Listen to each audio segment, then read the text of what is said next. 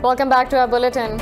We start with Iran, where voting has begun in 207 constituencies for Iran's 11th parliamentary elections. Over 7,000 candidates are contesting for 290 seats across 31 provinces. Nearly 58 million people are eligible to vote. Iran's Supreme Leader Ayatollah Ali Khamenei was the first to cast his vote. Khamenei repeated that voting is a religious duty because it guarantees the national interests of Iran. The country's Guardian Council said they expect a 50% voter turnout. Some prominent pro-reform politicians and activists have called for the elections to be boycotted. Voters will also choose replacements for 7 deceased members of the Assembly of Experts. It is a clerical body responsible for appointing the Supreme Leader. The US has imposed sanctions on 5 Iranian officials in charge of vetting candidates for Tehran's parliamentary elections. The sanctioned officials include Ahmad Jannati, a powerful cleric in the Guardian Council. In a statement, Treasury Secretary Steven Mnuchin said Washington will not tolerate the manipulation of elections. He said the US will continue to support the democratic aspirations of Iranians. Mohammad Yazdi, a former chief of the judiciary who was recently appointed to the Guardian Council, was also blacklisted. The sanctions mean American assets belonging to these officials will be frozen. It also bans Americans from carrying out transactions with them. 118 people have died in the last 24 hours from the new coronavirus outbreak in China, bringing the death toll to 2,236. The National Health Commission says 889 more people have tested positive for infection, increasing the total number to over 75,000. More in this report. People in China are becoming hopeful with a decline in the number of new coronavirus infections. The World Health Organization says a continued slide of new cases in the country is encouraging. The global health body says it's time to fight the COVID-19 virus while it is still manageable. This is the time to attack the virus while it is actually manageable, small number of cases in the rest of the world. If we don't hit hard now using the window of opportunity, we might face with a serious problem. After South Korea's first fatality from the virus, the government is deploying its military medical staff and providing temporary isolation facilities. South Korea's Prime Minister Chung Seo-kyun says he's listing 2 cities as special care zones. The government will take special measures by designating the Daegu and Cheongdo areas as special care zones, as a sudden hike in the number of the confirmed cases have been reported from there. Regional leaders have pledged to pool resources to overcome the problems caused by the outbreak. Moving on to Saudi Arabia, which says it has shot down several ballistic missiles fired by Yemen's Houthi rebels at civilian areas in the kingdom. In a statement, coalition spokesperson Colonel Tulki al-Maliki said the projectiles were fired from the Yemeni capital, Sana'a. Al-Maliki said the coalition will continue using decisive measures to protect civilians from such attacks. He said the attack was a violation of international humanitarian law. The Houthis have not claimed responsibility for the attack. Yemen has been beset by violence and chaos since 2014, when rebels overran much of the country, including the capital, Sana'a.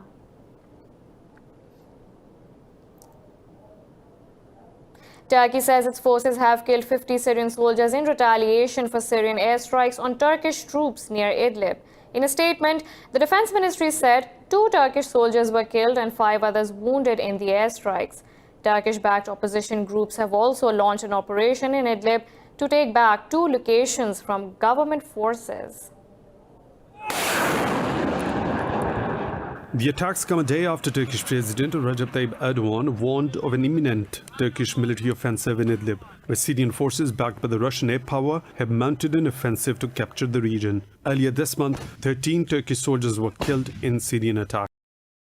Turkey has 12 observation posts in Idlib as part of a Turkey-Russia deal, but Ankara's forces have come under attack this month from Syrian forces. Russia's defense ministry says Ankara must stop providing artillery support to the rebels fighting government forces in northwest Syria.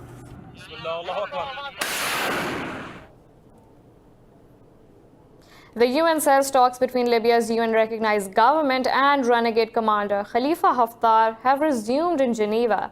In a statement, a UN official said the talks are meant to broker a lasting ceasefire. The development followed the unity government's decision to suspending ceasefire negotiations. Earlier, Khalifa Haftar's forces attacked the port of Tripoli, killing 3 people and injuring 5 others.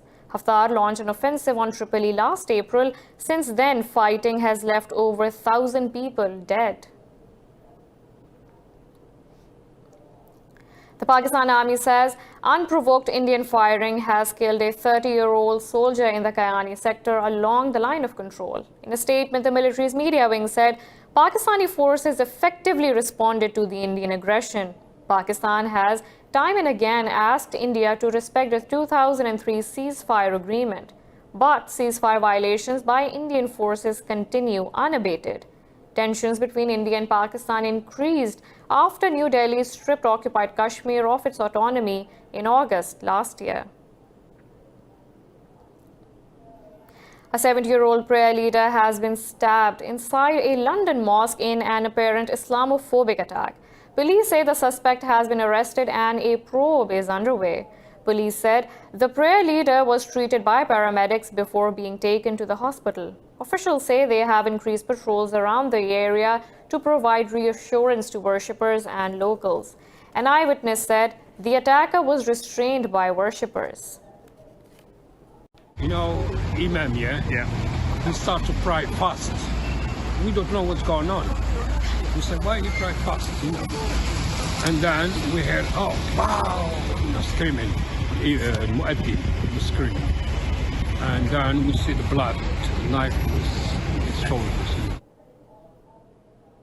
Prime Minister Boris Johnson said he was deeply saddened by the stabbing and his thoughts are with the victim and all those affected. Moving on, Ireland's Prime Minister Leo Varadkar has resigned after his party Fine Gael conceded a defeat in the general election. Varadkar will remain as interim PM while the country's 3 main parties work through coalition talks to appoint a successor. The session of Parliament's lower house was adjourned till March 5th after it failed to elect a new premier. No party secured a majority in the February 8th election. Sinn Féin leader Mary Lou MacDonald received the most votes with the approval of 45 members. 80 votes are needed of the 160 seats to be elected Ireland's Prime Minister. The country's main opposition party, Fianna Fáil, is now the largest party in Parliament on 38 seats.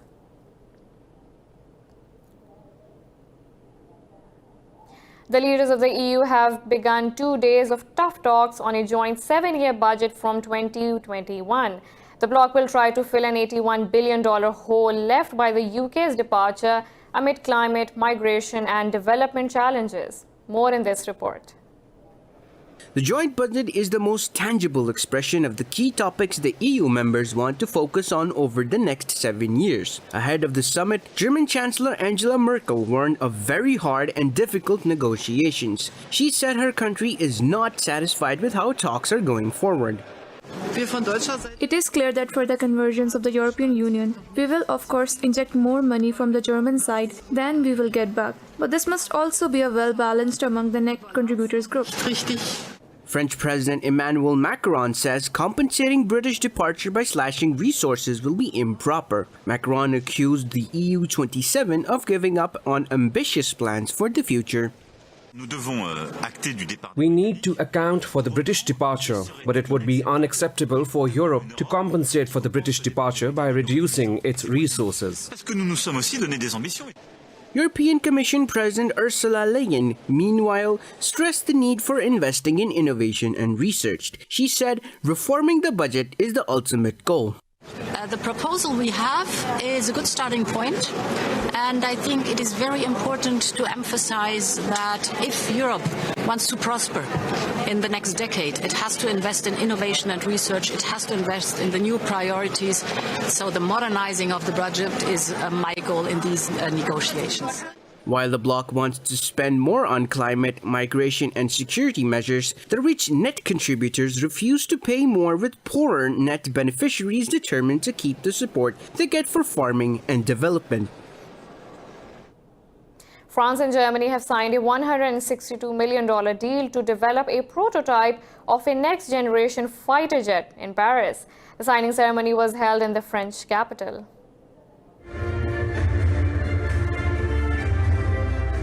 Dassault Aviation and Airbus will build the jet, which is likely to be operational from 2040. The new aircraft will replace Dassault's Rafale and Germany's Eurofighter warplanes over time. Spain is party to the initial phase and will formally join the project later in 2020 with an investment of about 50 million euros.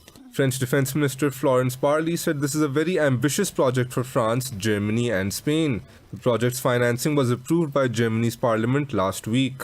The new Future Combat Air Systems contract includes initial research and technology for the jet, the engine, drones, and an air combat cloud. The prototype will be built with a total investment of about 4 billion euros before it is completed in 2026. In France, lawyers, hospital and sewerage workers have joined private sector employees to protest in Paris against pension reforms. Thousands of demonstrators have marched in the Montparnasse area of the capital. This week, lawmakers began debating the biggest overhaul to the pension system since World War II. The government insists the reforms must result in a balanced pension budget by 2027. The unions have been locked in a battle with President Emmanuel Macron over the fate of country's pension benefits since early December.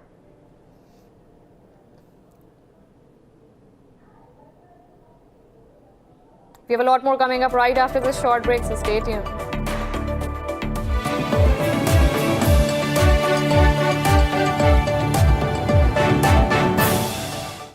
Welcome back. Georgia has blamed Russia for a large-scale cyber attack last year that knocked the country's 2,000 websites offline. The US and Britain have also accused Russia of cyber warfare. The three countries said Russia's alleged cyber attack disrupted the national television broadcasts of Georgia, a charge Moscow denies repeatedly. Georgia's foreign ministry said the cyber attack was planned and carried out by the Russian military. The foreign ministry spokesperson said the attack was intended to harm Georgian citizens and government structures. U.S. Secretary of State Mike Pompeo said the attack directly affected the Georgian population. Britain's Foreign Minister Dominic Raab said the brazen campaign of cyber attacks against Georgia is totally unacceptable. Moving on to Africa. In South Sudan, President Salva Kiir and rebel leader Riek Machar have agreed to form a unity government as part of a 2018 peace deal.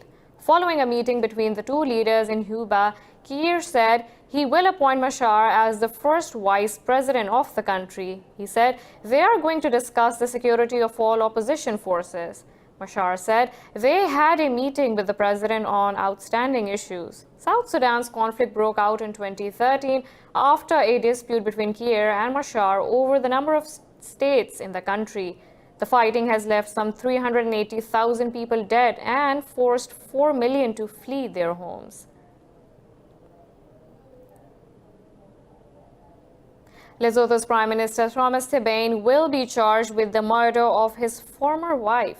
Country's Deputy Police Commissioner confirmed the news on the same day as Thabane announced that he would step down at the end of July. Making an announcement on the radio, Thabane cited old age as the reason for leaving office. He has been under pressure over the death of former First Lady Leopoldo Thabane and the alleged involvement of his current wife, Masaya Thabane. She was shot dead in June 2017, 2 days before Thabane took office. Both she and Thomas deny any involvement in the murder. In Zambia, police have arrested 16 people suspected of attacks in which people have been sprayed with poisonous substances. Last week, President Edgar Lungu ordered soldiers to join the police in patrolling the streets after the assaults. The attacks began in December and were initially confined to the mineral-rich copper belt but have since spread to the capital Lusaka. Police are still trying to pinpoint the exact number of victims. Officials say among the 16 arrested, one person was believed to be funding the assaults. Following the attacks, Britain and the US have issued travel alerts to their citizens.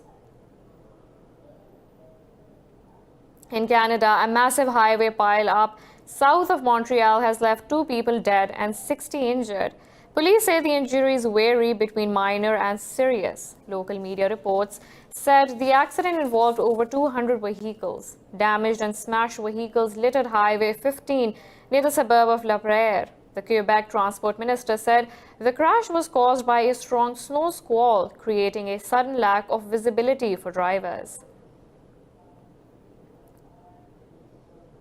In Australia, an express train went off the rails near the Victorian town of Wilhan, killing 2 people. Police said several others were also injured in the incident. Emergency services say they have treated the wounded at the scene, with some shifted to the hospital. Officials said at least 5 carriages were derailed in the accident. It was unclear what caused the train to derail. The train was reportedly carrying about 160 passengers. In the UK, 100 flood warnings remain in place as western parts of the country continue to bear the brunt of Storm Dennis. Major incidents have been declared by emergency services in South Wales and parts of England. Police and firefighters rescued people trapped in their homes after rivers burst their banks. Video footage showed flood hit Worcester on the River Severn as forecasters warned of further misery. Labour leader Jeremy Corbyn visited flood victims in South Wales and criticised Prime Minister Boris Johnson for ignoring flood-hit communities. Storm Dennis has hit Britain barely a week after Storm Ciara disrupted life in northern England and left thousands without electricity.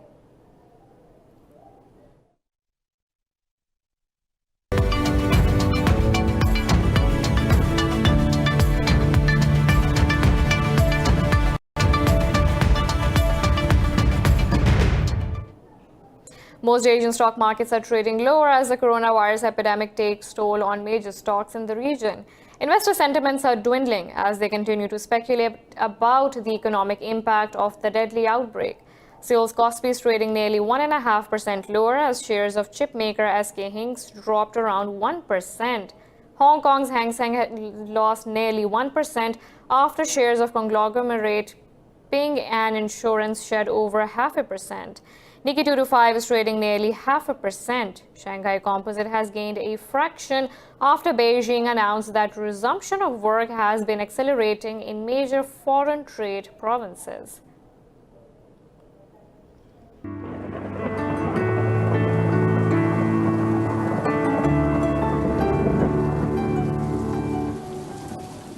Now let's look at the weather from around the globe.